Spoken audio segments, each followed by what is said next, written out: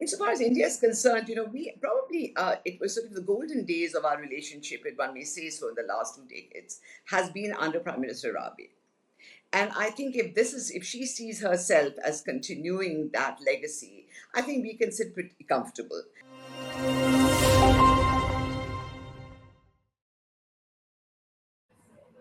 You're watching The Gist on Stat News Global. I'm Ramananda Sengupta.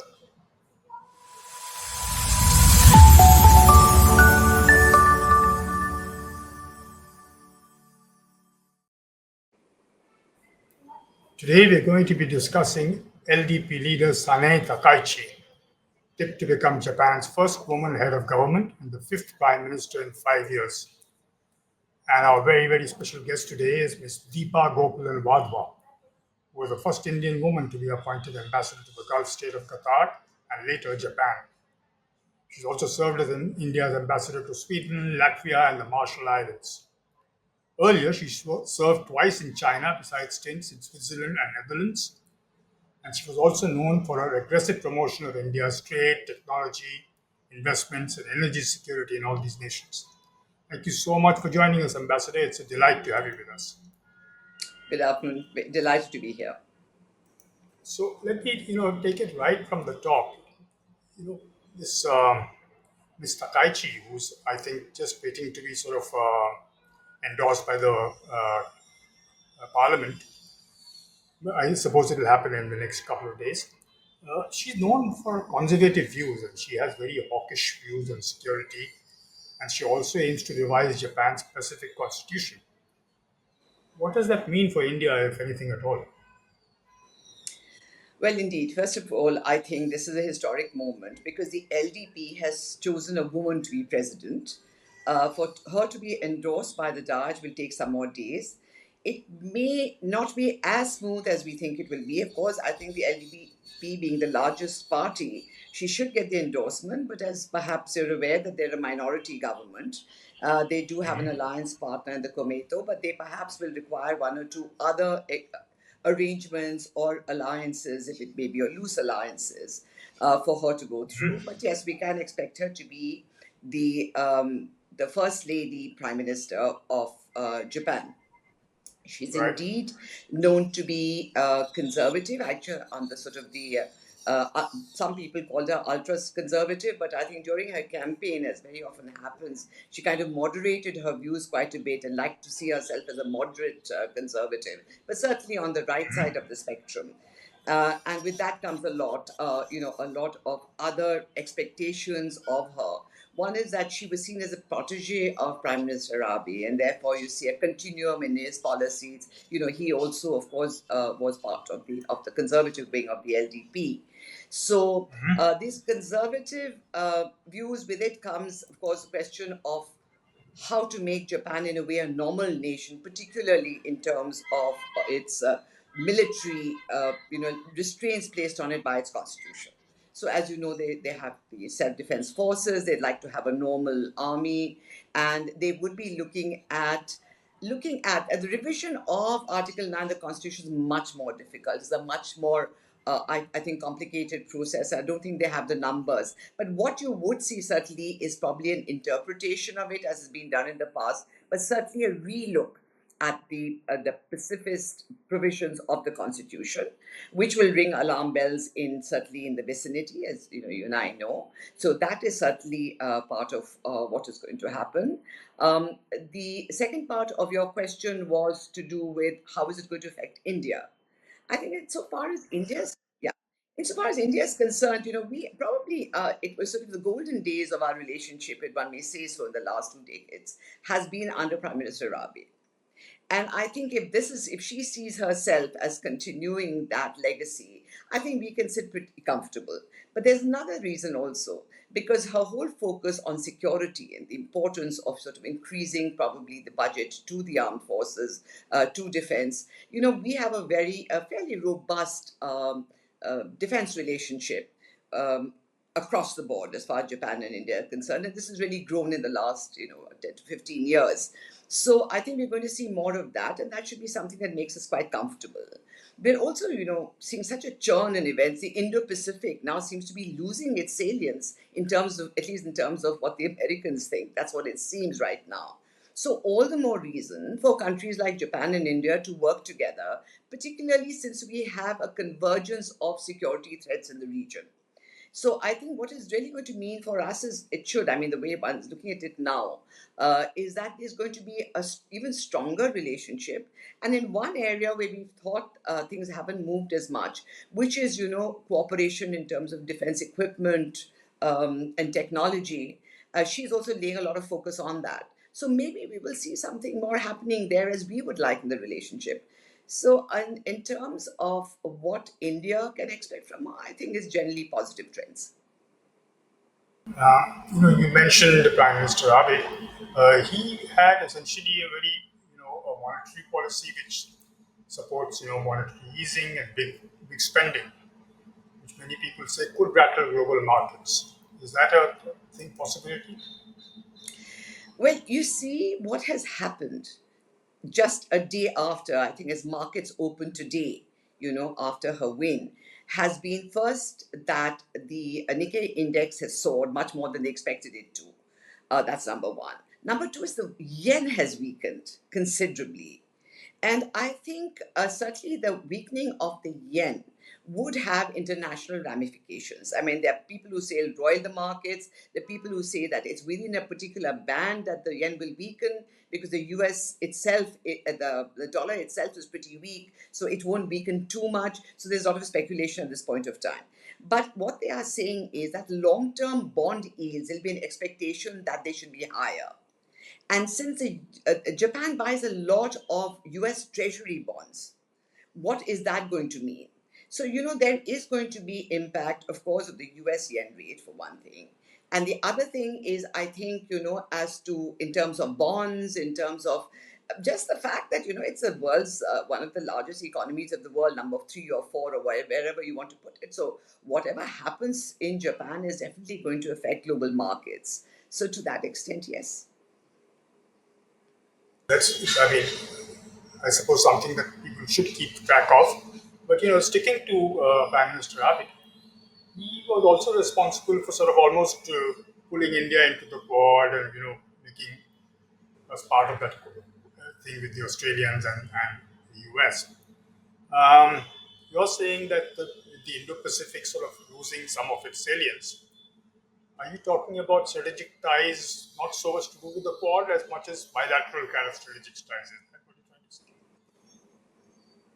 So I think the bilateral relationship has been on a fairly stable course.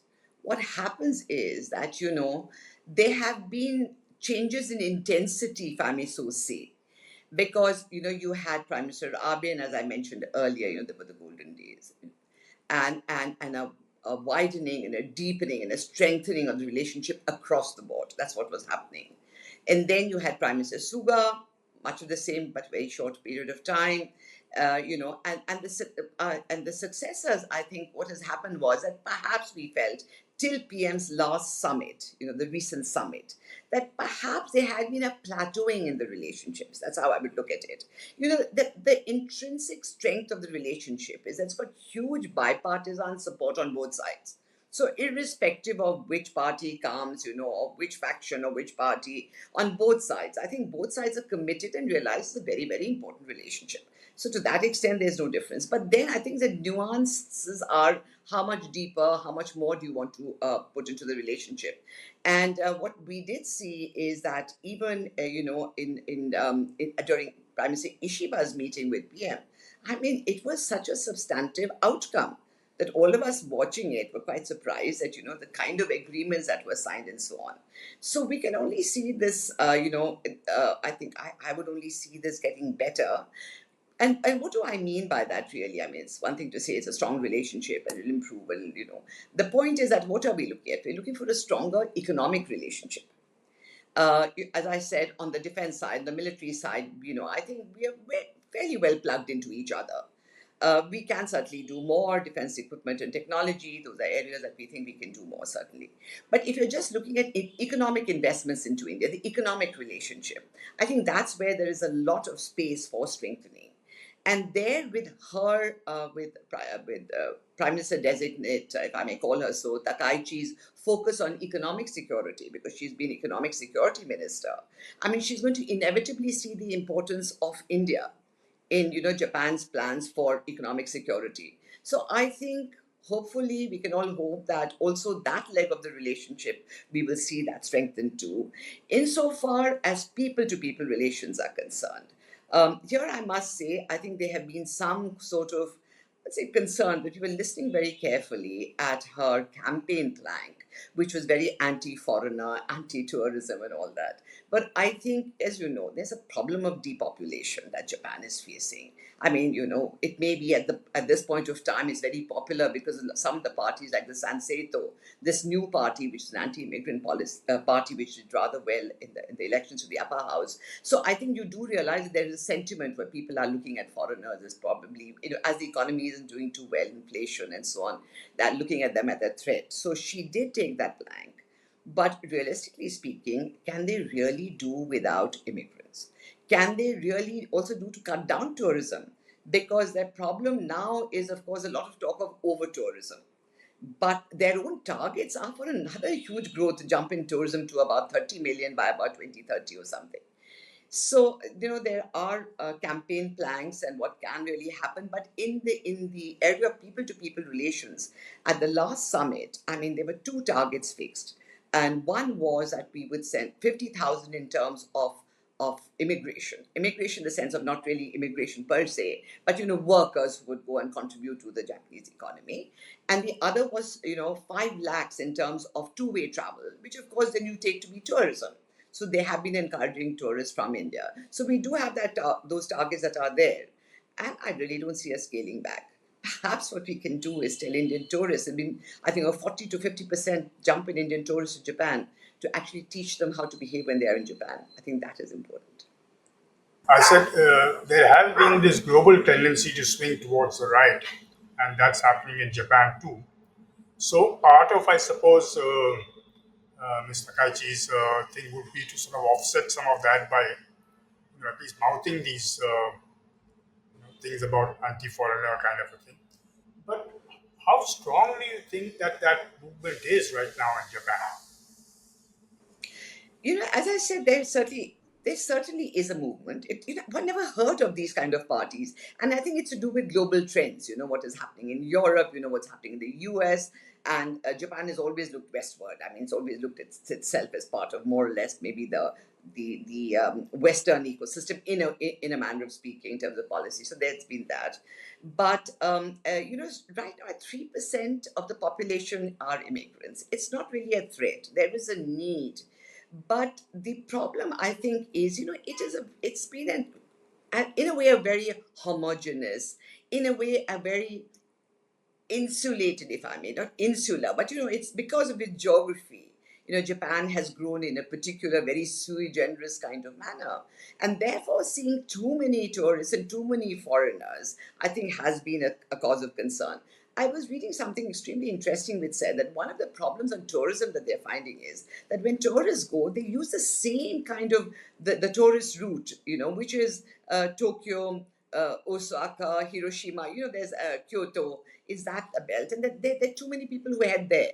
But there is so much to see in Japan, and if they can diversify other attractive tourist destinations which are there, maybe that particular belt will not feel this pressure of tourists and people coming in. But immigrants, honestly, if you ask me, I mean, they'll have to conform to the way, Japanese live. And I think Indians perhaps do a pretty good job of it. See, as far as India is concerned, there are two categories of people they're looking at. One category is really caregivers and, workers at the floor level. That's one. But I think a lot they're looking at from India is really, techies, engineering services, it's that end of it. And I think that is always, those will always be welcome. Insofar as the others are concerned, I think there's more talk than there is reality on the ground.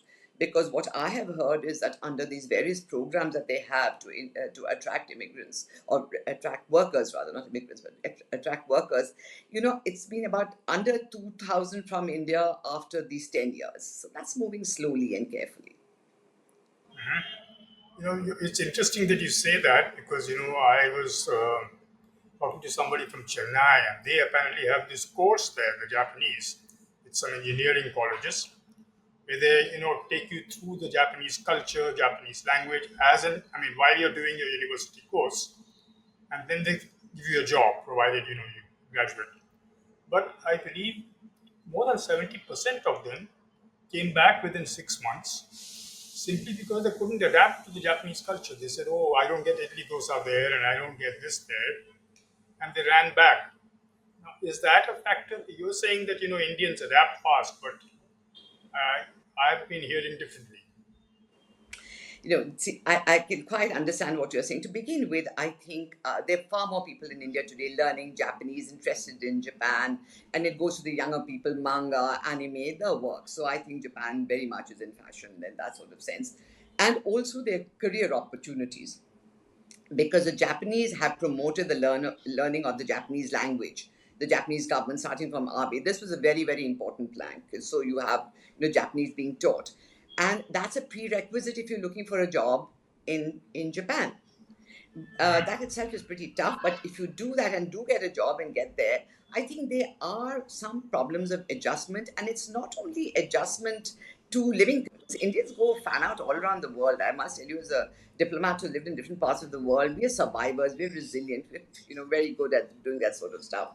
I think what happens is probably workplace ethics. You see, what happens is that the Japanese workplace is fairly regimented. It's very disciplined, and I think probably that requires a complete training of its own, to follow a particular order. And I've seen this happening. When Indians came for training courses there, sometimes they said, why are we made to do the same thing repeatedly till we're perfect at it? Because Indians don't do that. We innovate, we do a little bit of jugaad. So I think just the way we work, probably that's one of the issues. But there's another point in what you say. When these people are being trained in Japanese management techniques, in Japanese culture, in the Japanese language, it doesn't mean that they need to all go to Japan, because as Japanese companies increase in India, actually what we should be seeing is that Japanese companies will be very happy to absorb these people. You see, because then you have Japanese managers and the management, they'll be much happier with people who have been trained so. So I think despite their return, there would be opportunities in India, not only for Japanese companies, but other companies, and maybe for ourselves also. But what about, while you were there, did you notice a lot of Indian restaurants and things like that in Japan? Did, That seems to be one of the problems that I was. Were there many Indian restaurants there? ooh, large numbers You there. go out and That food isn't a okay, problem. But I have to tell you, the large numbers of Indian restaurants, most of them run by Nepalese. There are more Nepali. okay. There are more Nepalis in Japan than there are Indians. So, which is one of the reasons why they've been telling us, why don't Indians come to Japan? The Nepalis have gone, and a lot of the restaurants are run by them. So I don't think food per se is a problem. I'm a vegetarian, and I could tell you something that it's not a problem even to find Japanese vegetarian food. Of course, Indians prefer their own, and everybody likes their own food, kind of thing. I don't think that is an issue, really. I think it's really a work culture. If you're saying people are coming back, it's perhaps more of a work culture issue with us, and hopefully, I think the Japanese are also beginning to adjust to foreigners, because none of us are going to be 100% like them. So, they're going to have to change a bit to accommodate us. And I'm not talking about Indians alone, but there are a lot of, workers going from Vietnam, from Philippines, from China. There are about 1 million Chinese who live in Japan now. Speaking of China, do you think Mr. Takaichi is sort of becoming prime minister is going to rattle Beijing a little? Certainly so. That was completely, I think, something one could predict. So the first reaction from the Chinese Foreign Office was to welcome her, say her election is something to do with the internal politics of of Japan, which is what all I think foreign offices would say to begin with, but also saying things like, "Oh, we hope she will be rational and proactive."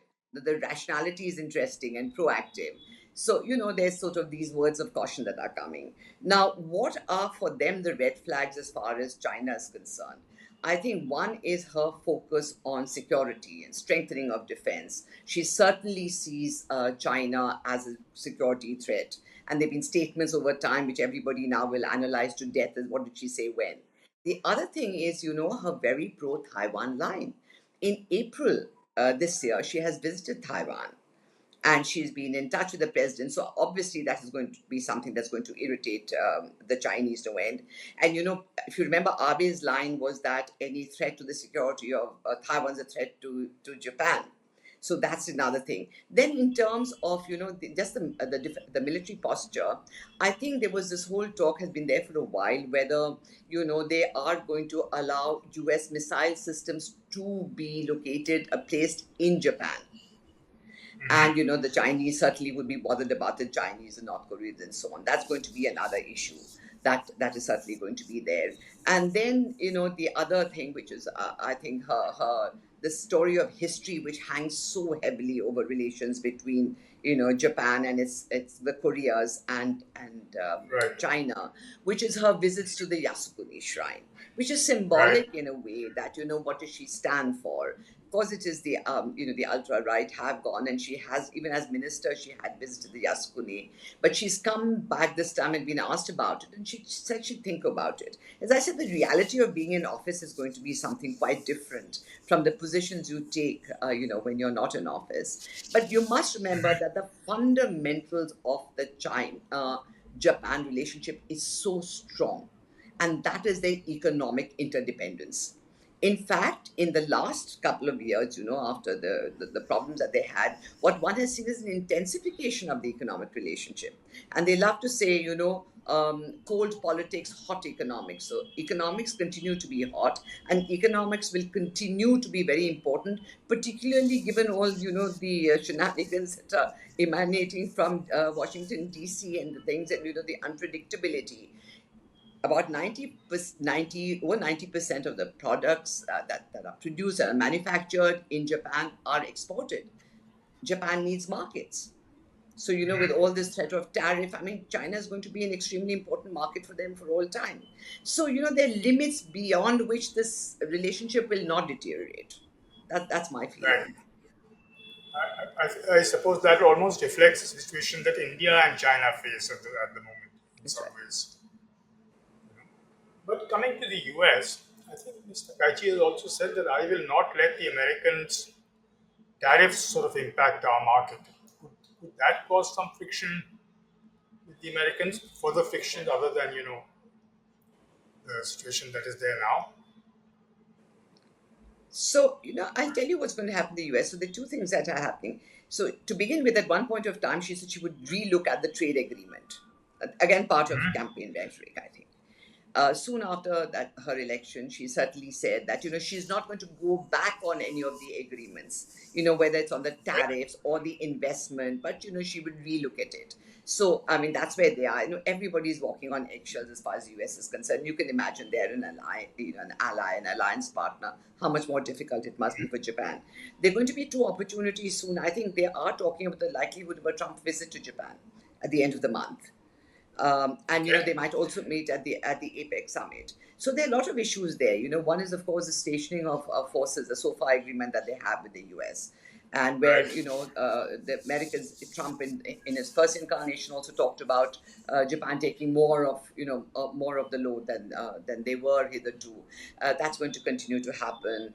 Then the extension of Japanese laws to criminal activities by those who are Americans who are there. There are lots of sensitivities there. So I think these are Right. going to be, they're certainly going to be on the table. But fundamentally, again, as far as the US is concerned, the room to shift around is limited. And I think that alliance she has at some point of time said she will strengthen the alliance. And that's what Abe did also. He strengthened the alliance. So I don't see a fundamental weakening. They will take care of the economic interests, no doubt. They're going to be very worried about the unpredictability of President Trump. That may, in a way, help them to strengthen relationship in the region. They certainly, again, the weakening importance of the Indo-Pacific to the US is probably going to make them sort of look at partners in the region, Australia, India, and so on, which is all very good. But as far as the US is concerned, it is an ally. It is important. If she's seeing a greater threat from China, you don't see that weakening. But they will take care of their own, I suppose, their own economic interests, particularly economic security and so on. And a lot of those policies will also be domestic. You see greater investments in key areas. I think she's got a very interesting phrase which is called crisis management investments or something like that, where she says to look at key areas of importance to Japan, where she wants to see greater investments like semiconductors, AI, energy, and defense. So these sort of things are going to happen. So that could also apply to India. I mean, we could also do a lot of stuff with them on all these areas as well. Absolutely. And I think the last summit did show, I mean, there were the agreements on, semiconductors, AI, the works. So certainly, but, it's one thing to have intent and to have agreements and to even, you know, understand and realize the mutual benefit to do it. But at the end of it, it is really businesses, it's corporates who have to look for profits. And therefore, I hope they do see an opportunity in investing in India for their own economic good and, of course, ours also. So I do hope that happens. I think, probably Prime Minister Modi will be able to meet if she's, but I'm not very sure by the ASEAN summit whether she will be in place as Prime Minister. That might be an opportunity. If not, of course, it will be still issue. But how many Indian corporates actually operate out of Japan now? Are there any? You know, Indian corporates in Japan, I mean, they're not enough. I mean, basically, we're looking at the big IT majors, you know. And there are talks about, I think, Adani looking at something like, I think, at certain industries there, to really do with energy, alternate energy sort of things. But it's been the Right. IT services company, and I must say, we've been very disappointed because we have not got access to that market. And it is one of the largest markets there, but somehow it's been very difficult for India to penetrate the IT market, IT services market in Japan. So there are companies there, but not really adequate, not enough. Is that a cultural thing, or is that basically a push? I mean, because they're so insular. No, it's Is not. that a It's also cultural. I think it's just been. I mean, what are the opportunities? Where would first of all the domestic market in Japan very small. You see, so what are you looking at when you go there? So I think the greater attraction is for Japan to be able to invest in India, manufacture in India, like it's happening in the automotive sector, manufacture in India, and sometimes export back to Japan, as is again happening with your Suzuki vehicles, or use it as an export right? destination. So you look at these sectors where there is potential for Indian companies to go into Japan, and I think two of the besides I'm not looking at the export side, but I think two of them certainly would be one would be IT and maybe I don't know generic pharma whether that is one, but that's also more of an export area where again we haven't got the returns that we expected. I mean, in fact, it should be in a much larger market for our generics. It has not happened. This is such a fascinating conversation, but we're running out of time, so I'll end with one last question. Uh, you know, she's the first woman prime minister of Japan, or she's going to be the first woman prime minister of Japan. And people say that she's conservative in many ways. So she's also against women change. I mean, women keeping their maiden names after marriage. And she's people say that she's actually believes that women should sort of stay at home and work rather than make babies and stuff like that rather than actually work. Is there a conflict there, or is that part of trying sticking to the Japanese orthodox sort of a thing? I don't know so much about her wanting to be women to be at home because she herself has been a path breaker. I mean, it's really interesting. Apparently, when she was young, she rode. I was reading somewhere she rode motorbikes, and can you imagine when she was young, and Mhm. that she was part of a band. She was a drummer in a band and so That's on. right. So yeah, so That's right. she's been quite an unusual person. And interestingly, when you talk about retaining names, so the Japanese debate is about when people get married that they should have a common surname. And they say it isn't gender specific because a man can very well change and take the woman's name, which very often doesn't happen. But in her own case, her husband has taken her surname, incidentally, which is very Oh, interesting. That is right. That is right. So I think he was also probably a politician called Mr. Yamamoto's name, but he has apparently taken her name. So that's one side of it. But on the other thing, on issues like well, it's possible to have female succession in the royal family. She's against that. Then she's apparently against. I was just all here, just reading here and there. Haven't seen her own statements on LGBT rights. So that's certainly right. there is a conservative element, but of women, of supporting women in the workplace. I do hope, and I think just the logic of the demography demands that you have more women in the workplace. There's no choice. And then if you don't want immigrants, you want more people, you jolly well get the women to come and work also. And it's not that women, they're very educated. In fact, literacy rates in Japan were probably higher than the Western world, even in the 19th century. But that's not the issue. The issue really is things like, childcare and other support services that women need to come out and work. And that was very much an Abe plank. So Prime Minister Abe was very much in favor of giving more support to women, get them into the workplace. And I think perhaps she will continue with that. But on these traditional, I mean, she's conservative, and the traditional Japanese positions are there. But she must be also looking really at her supporters. I mean, Right. Japan still is a conservative country, so are they ready to change? So I think, as a good politician, she's got her ear to the ground, and that's what I would think. But she'd also said that, she'll probably try and make her parliament almost like the Nordic parliaments in terms of representation for women, which is a positive thing, I suppose. That's right. That's right. So So, let's see. It's going to be not going to be very easy. The problem in Japan is really stability. So I just hope. I mean, there are lots of naysayers already saying and comparing her to that Britain had that prime minister who was there for a very very short while.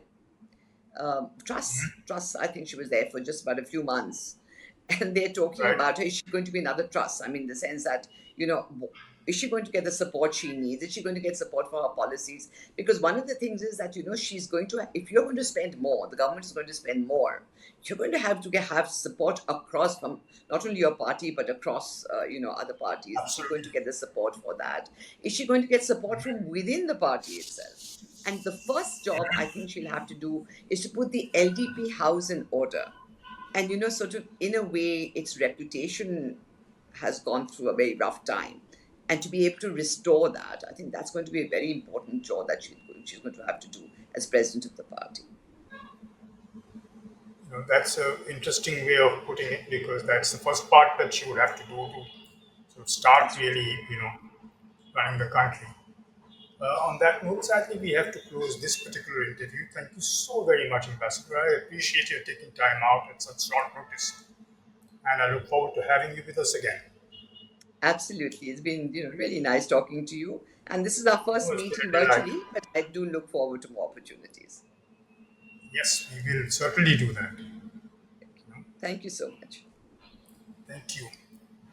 That was Ambassador Deepa Gopalan Wadhwa, known to be one of India's finest diplomats, talking to us about the election of LDP leader Sanae Takaichi, who stepped to become Japan's first woman head of government and the fifth Prime Minister in 5 years. I do hope you enjoyed this particular edition of The Gist, and I look forward to seeing you again. This is Ramananda Sengupta.